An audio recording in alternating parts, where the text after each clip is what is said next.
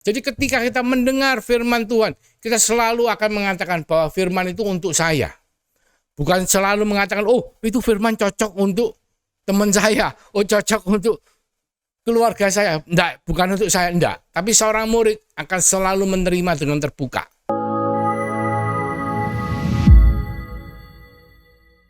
Shalom, puji Tuhan.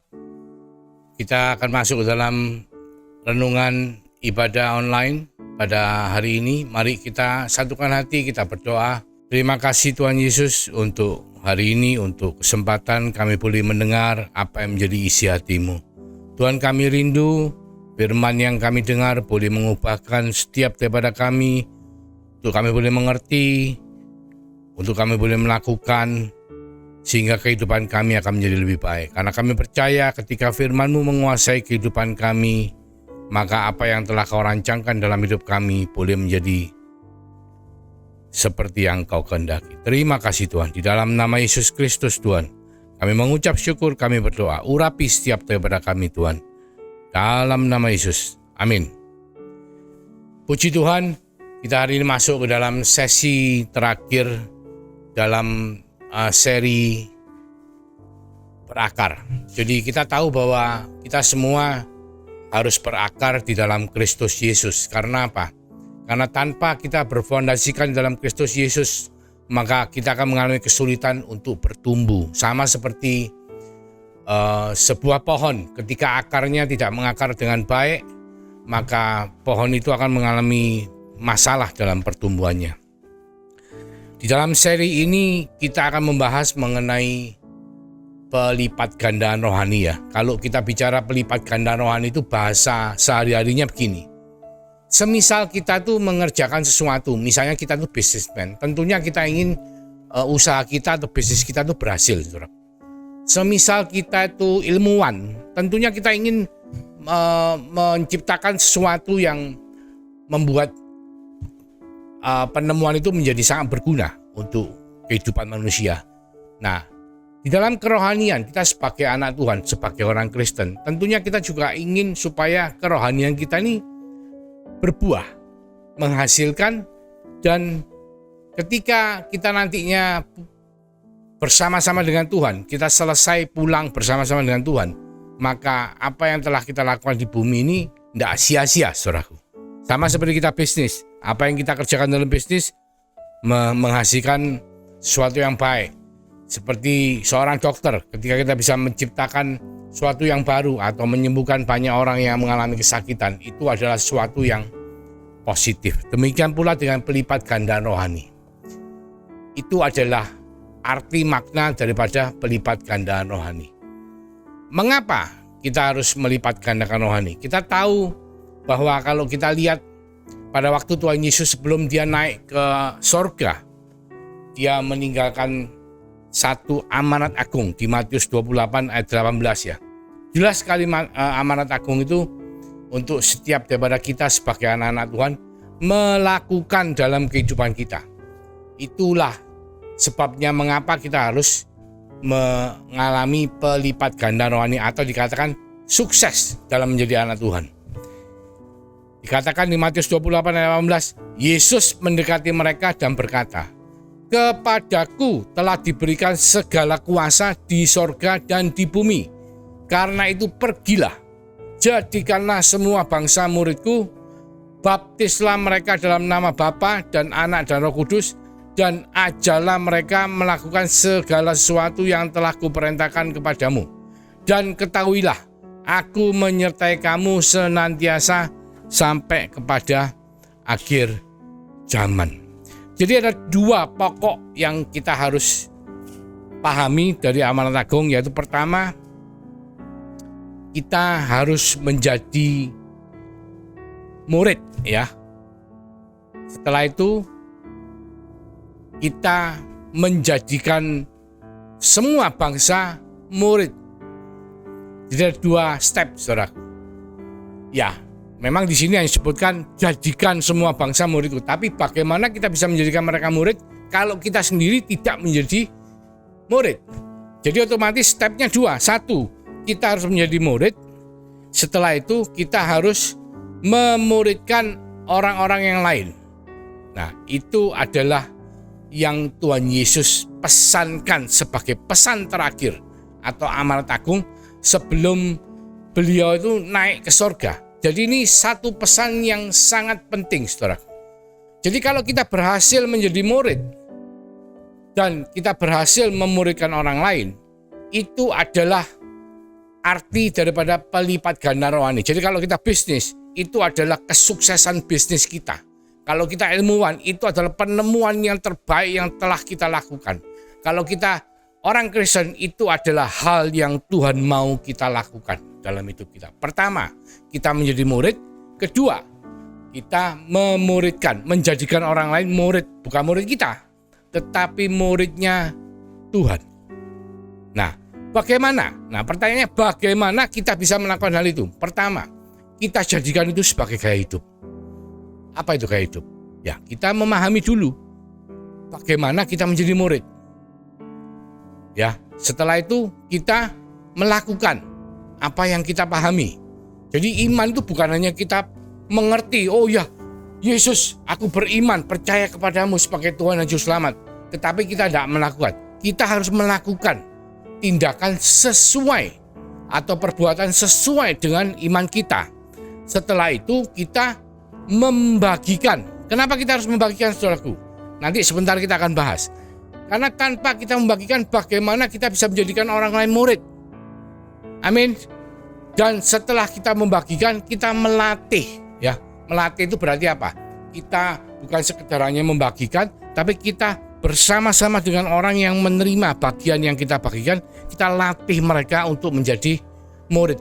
Maka bagaimana kita bisa mengalami pelipat ganda atau sukses sebagai anak Tuhan? Kita harus menjadikan amanat agung itu sebagai gaya hidup kita. Apa yang dimaksud amanat agung? Menjadi murid dan menjadikan orang lain murid Yesus. 2 poin ya. 1, kita sendiri menjadi murid. Bagaimana murid? Sikap hati murid itu selalu mau belajar. Jadi ketika kita mendengar firman Tuhan, kita selalu akan mengatakan bahwa firman itu untuk saya. Bukan selalu mengatakan, oh itu firman cocok untuk teman saya, oh cocok untuk keluarga saya. Enggak, bukan untuk saya, enggak. Tapi seorang murid akan selalu menerima dengan terbuka pengajaran atau apa yang Tuhan mau katakan. Melalui firman-Nya, mungkin melalui hamba Tuhan lain, atau mungkin melalui ibadah yang kita lakukan, atau melalui pembacaan firman Tuhan, perenungan firman Tuhan. Maka itu adalah gaya hidup yang harus kita lakukan. Kita menjadi murid, dan setelah itu kita menjadikan orang lain murid Kristus. Dengan apa? Setelah kita memahami, kita melakukan, ya, melakukan. Setelah kita melakukan, kita membagikan. Setelah kita membagikan, kita melatih mereka. Ya, oleh karena itu, saudara mungkin masih ingat pada sesi sebelumnya kita melihat ada salah satu jurus ampuh yang kita harus lakukan ya sebagai anak Tuhan, yaitu apa? Waktu teduh ya, di mana di waktu teduh itu ada gambar salib. Saudaraku, seperti yang kita lihat di diagram di depan ya. Gambar salib itu dikatakan di tengah-tengahnya adalah waktu teduh, ke atas adalah berdoa. Kita vertikal berdoa ke atas kepada Tuhan, dan ke bawah adalah melakukan firman Tuhan. Kita ke kiri dan ke kanan kita adalah bersaksi dan bersekutu. Ya, bersaksi adalah kita membagikan, bersekutu adalah kita berusaha untuk melatih mereka untuk menjadi murid Kristus. Ya, kita saat teduh kita belajar untuk menjadi murid.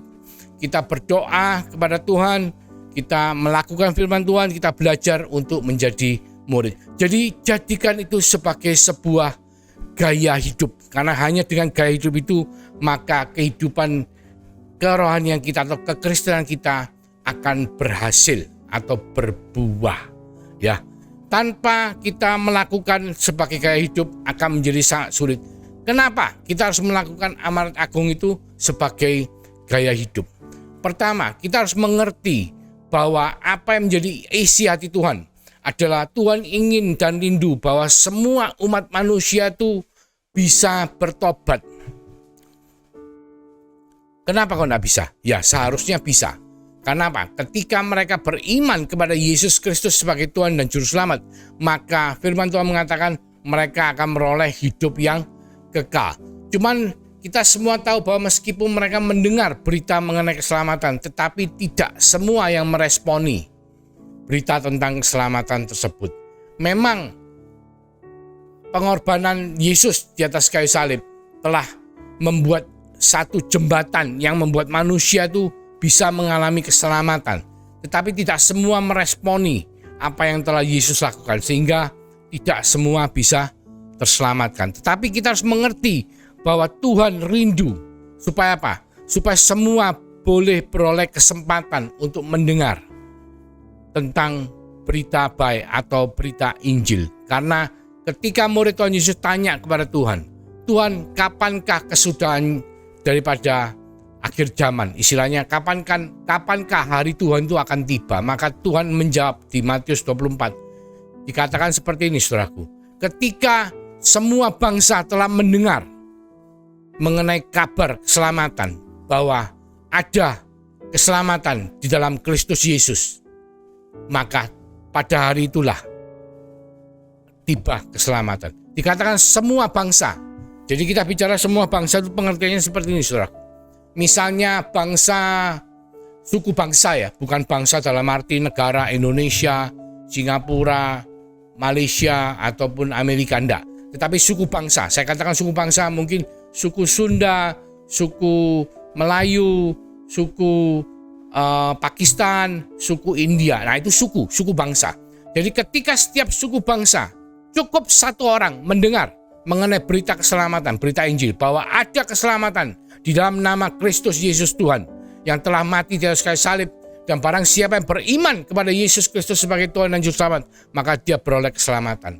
Cukup satu orang mewakili satu suku bangsa, maka tergenapilah sudah firman Tuhan, maka hari Tuhan akan terjadi.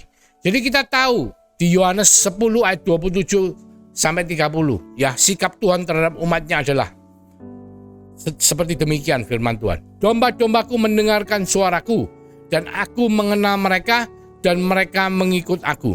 Dan aku memberikan hidup yang kekal kepada mereka, dan mereka pasti tidak akan binasa sampai selama-lamanya. Dan seorang pun tidak akan merebut mereka dari tanganku.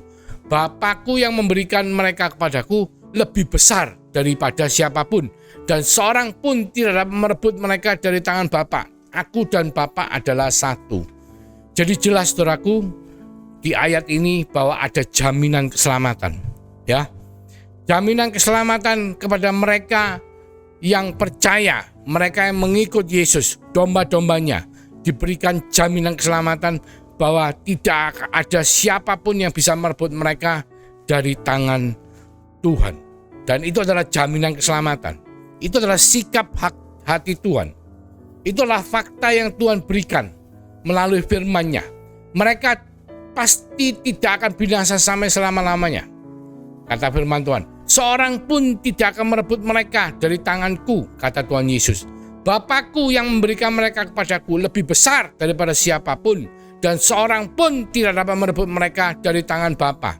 Itu adalah sikap hati Tuhan. Jadi ketika Tuhan telah melakukan penebusan di atas kayu salib, maka karyanya itu adalah ya dan amin. Dan itu adalah jaminan bagi mereka yang beriman kepada Dia. Jaminan keselamatan. Dan tidak ada siapapun yang bisa merebut mereka yang sudah beriman kepada Yesus Kristus sebagai Tuhan dan Juru Selamat. Tetapi saudaraku, kita tahu bahwa ada banyak hal yang membuat akhirnya orang menjadi ragu-ragu, orang menjadi tidak yakin, ya. Dikatakan penggoyah keyakinan keselamatan, ya, faktor pekerjaan iblis, faktor perbuatan dosa. Kenapa perbuatan dosa? Terkadang kita sebagai manusia yang hidup di alam di alam natural ini, dan kita sebagai daging, kehidupan daging, seringkali melakukan kesalahan. Saudara tahu dosa dalam bahasa Yunani adalah hamartia.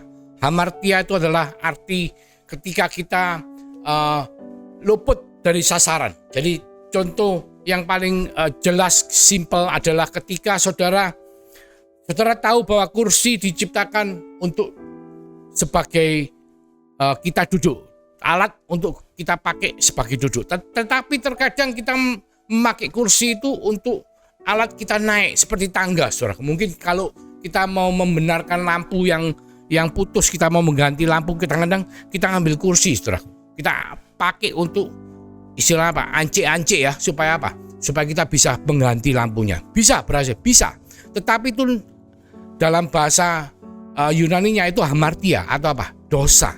Karena apa? Salah sasaran. Loh, kursi itu dibuat untuk duduk kok dipakai untuk ance-ance ya. Atau kadang kita pakai kursi untuk ngepuk. Misalnya ada maling masuk rumah, kita pukul dengan malingnya dengan kursi. Berhasil.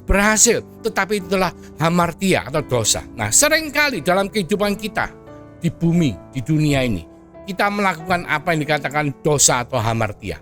Tapi ingat, ada dosa yang tidak membawa maut. Tidak semua dosa membawa maut.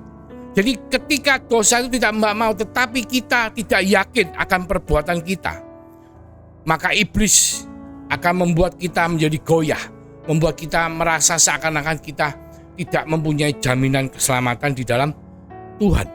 Ya, jadi penting sekali saudaraku untuk mengerti bahwa ada jaminan keselamatan di dalam Tuhan. Itu adalah sikap hati Tuhan. Karena dia telah melakukannya di atas kayu salib, yaitu apa? Memberikan nyawanya untuk siapa yang percaya kepada dia, yang beriman akan beroleh jaminan keselamatan.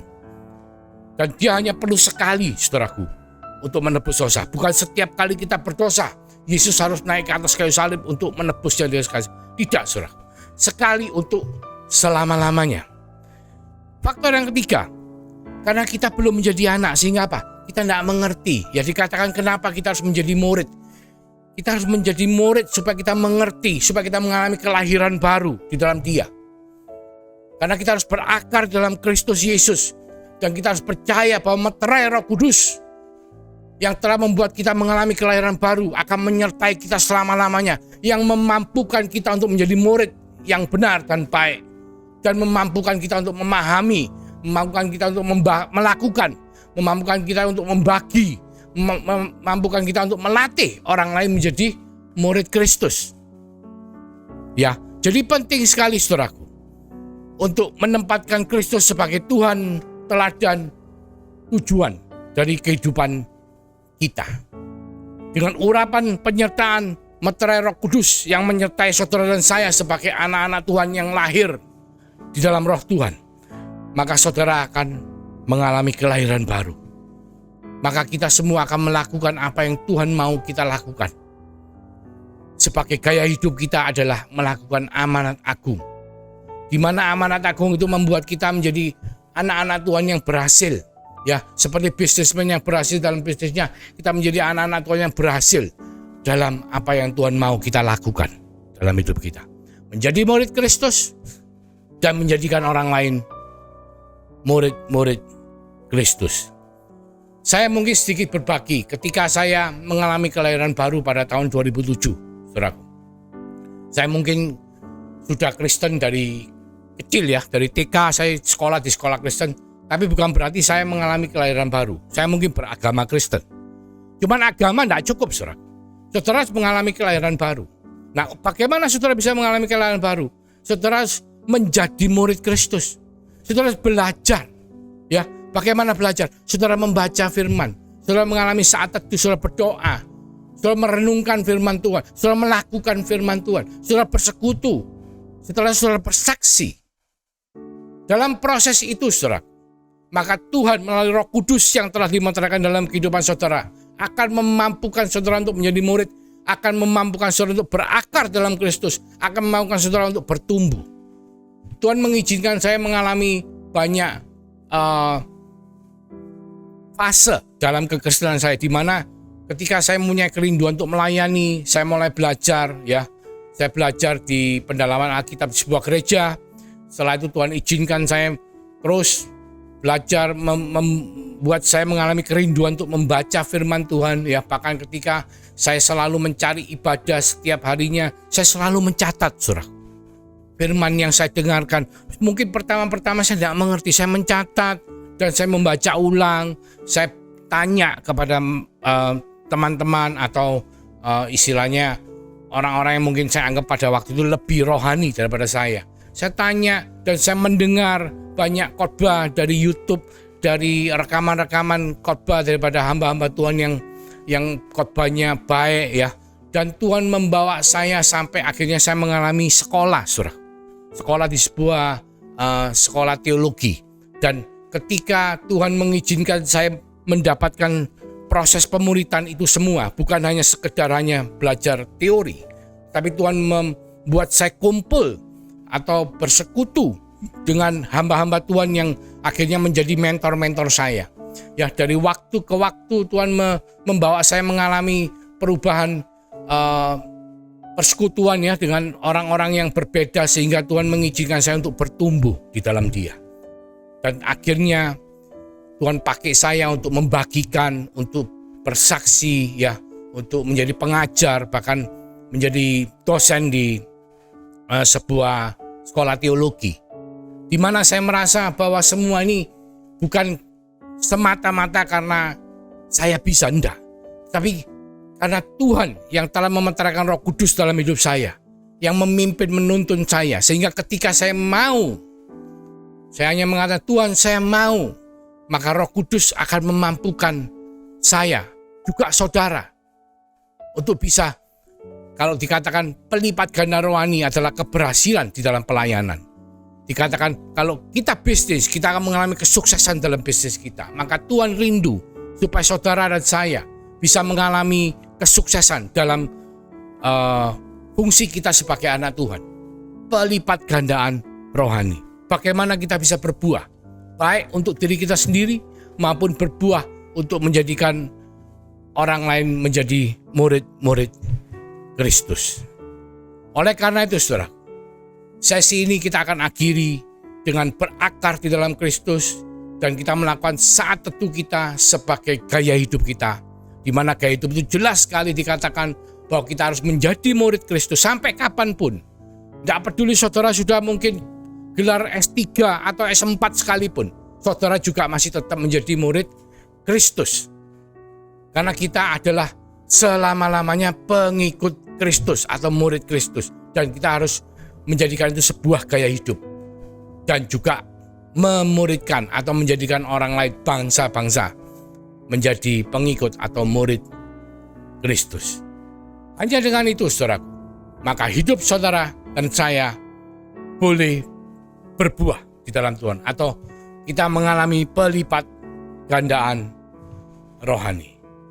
Mari kita tundukkan kepala, kita berdoa, kita mengucap syukur. Terima kasih Tuhan untuk firman yang telah Tuhan berikan pada setiap daripada kami, di mana kami rindu apa yang menjadi amanat agung-Mu boleh menjadi gaya hidup kami, sehingga kami boleh menjadi murid seperti yang Tuhan mau, dan kami boleh Kau pakai untuk memuridkan orang lain menjadi murid-Mu, seperti yang Tuhan telah katakan melalui amanat agung, sehingga hidup kami boleh berbuah di dalam pelipat gandaan rohani. Pelayanan kami, kehidupan sehari-hari kami boleh berkenan di hadapan-Mu, karena kami percaya berkat yang Kau limpahkan melalui kasih karunia daripada Tuhan Yesus Kristus yang telah Kau meteraikan dalam meterai Roh Kudus yang selalu menyertai, melindungi, memberkati setiap daripada kami, mulai dari hari ini Tuhan, sampai Engkau datang kedua kalinya, bahkan sampai Maranatha.